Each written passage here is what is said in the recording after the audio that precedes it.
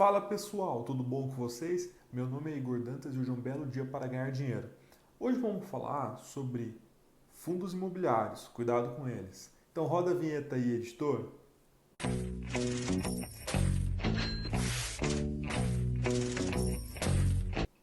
Quando a gente vai falar de fundo imobiliário, é muito interessante ver o histórico do IFIX. E vendo um vídeo da Infomoney, eu achei muito interessante o que eles falaram sobre o histórico do IFIX e sobre a gente estar em máxima hoje com os fundos imobiliários, está em máxima histórica. O que isso significa? Os fundos imobiliários nunca estiveram tão caros quanto estão hoje.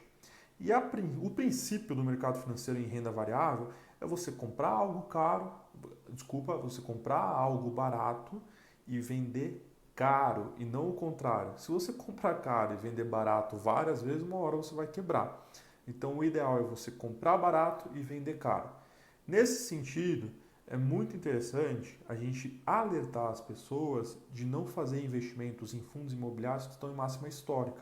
A gente tem que tomar cuidado com a compra de fundos imobiliários. Esse vídeo não é nenhuma recomendação, eu não estou vindo falar mal de fundo imobiliário, pelo contrário, eu gosto muito de fundo imobiliário, minha carteira pessoal tem muito fundo imobiliário, mas é um vídeo para alertar as pessoas sobre oportunidade. Geralmente é mais interessante a gente ter a oportunidade de entrar em uma oferta pública, uma subscrição, do que entrar no fundo imobiliário direto. O que é uma oferta pública? O que é uma subscrição? Oferta pública, subscrição, são momentos que o fundo imobiliário precisa se capitalizar e para se capitalizar ele precisa de dinheiro. E se ele oferecer cota no mesmo valor que está no mercado, vocês concordam comigo que ele não vai estar dando nenhuma vantagem ao investidor? Então o que ele faz? O fundo imobiliário ele oferece cota num preço abaixo do que está no mercado. Nesse sentido, você que é investidor vai ter acesso, na maioria das vezes, a uma cota, entre aspas, mais barata do que a que está no mercado. Eu vou dar um exemplo, o XP Malls lá no começo do ano passado, ele fez uma subscrição a R$ 102,50. Então quem já era cotista do XP Malls teve a oportunidade de entrar a R$ 102,50 e o fundo imobiliário estava com a cota a R$ 106. Você concorda comigo de 102 para 106? Você tem ali uma diferença de R$ 4 por cota. Se você comprou lá 1.000 cotas, você saiu com um start de desconto de R$ 4.000 na operação. O R$ 4.000 faz diferença. Outro exemplo, o Mogno recentemente fez uma subscrição também. A cota estava bem alta, estava mais de R$ 120 e ele fez uma subscrição abaixo de R$ 120. Por que o fundo precisa se capitalizar? Já se perguntaram isso? Pensa, um fundo imobiliário, por exemplo, fundo imobiliário de shopping, ele para se capitalizar, ele vai pensar, vou comprar um novo shopping. Nesse sentido, ele vai lá e pede dinheiro no mercado. Como que ele pede dinheiro no mercado? Através de oferta pública e subscrição. Eu vou deixar um trechinho do vídeo que eu achei interessante sobre a máxima do IFIX aqui. Pode ver que o pessoal alerta sobre a máxima do IFIX.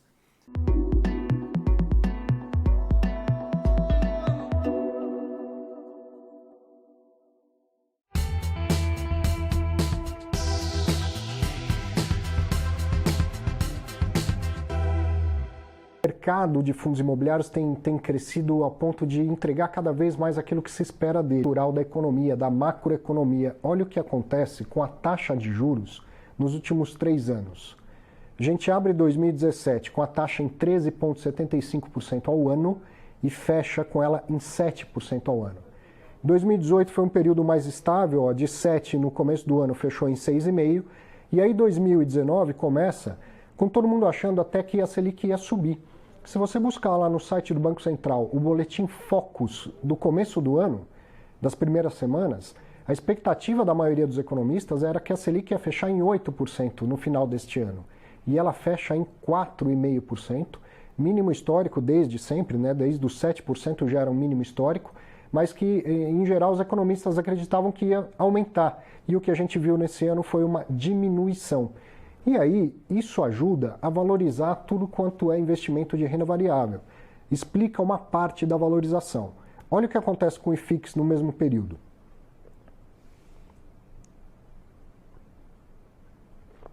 Alta de 18,5% durante 2017. Uma alta de 4,8% em 2018, que eu pus em vermelhinho aqui porque isso foi menos do que o CDI no período. Então, apesar de ter sido uma alta, do ponto de vista da valorização, não foi um bom desempenho o ano passado, mas foi também um grande ano, 2018. Eu terminei o ano fazendo um programa parecido e falando do quanto foi importante e o quanto o mercado cresceu em 2018, apesar de não ter valorizado tanto.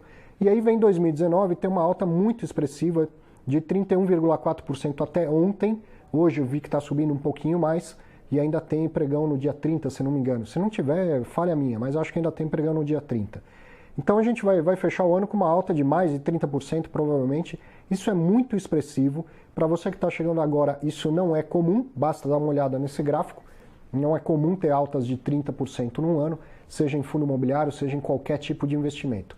Se fosse comum fundo imobiliário subir 30% ao ano, eu já estaria na lista da Forbes entre os maiores bilionários do mundo, né? Basta fazer uma conta simples. Eu estou há 20 anos no mercado financeiro, 10 anos investindo em fundo imobiliário.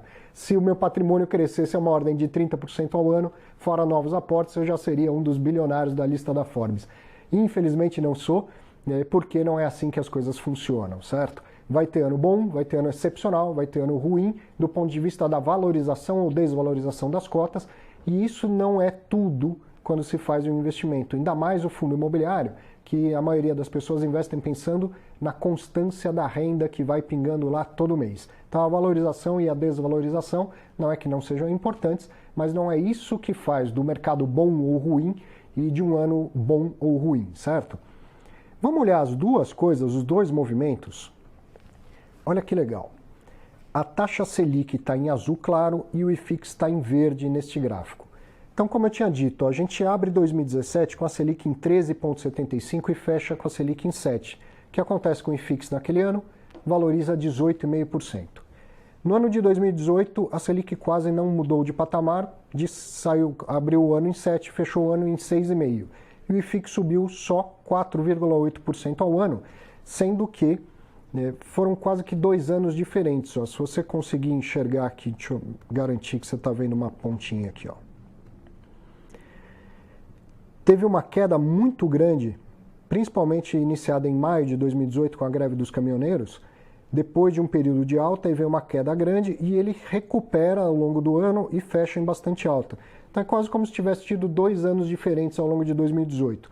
Alta no começo, depois queda grande e uma recuperação, né? E no final, valorização de 4,8%.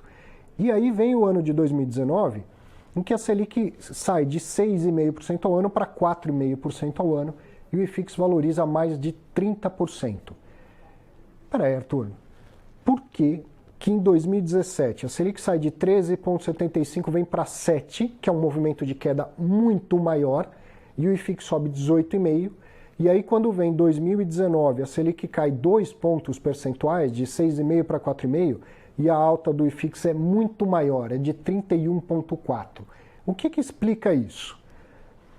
Primeiro, eu posso te falar do que não explica. O que eu quero dizer? Os juros não explica todo o movimento do mercado de fundos imobiliários. Embora muita gente o precifique como renda fixa, isso não é um ativo de renda fixa e não é só a taxa de juro que impacta e que explica os movimentos desse mercado. Então a primeira explicação é essa: juro não explica tudo. A segunda explicação possível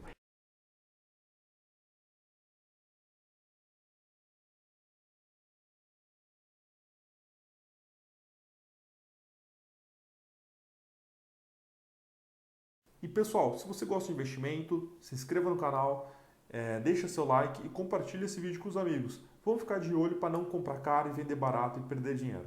Tchau, tchau!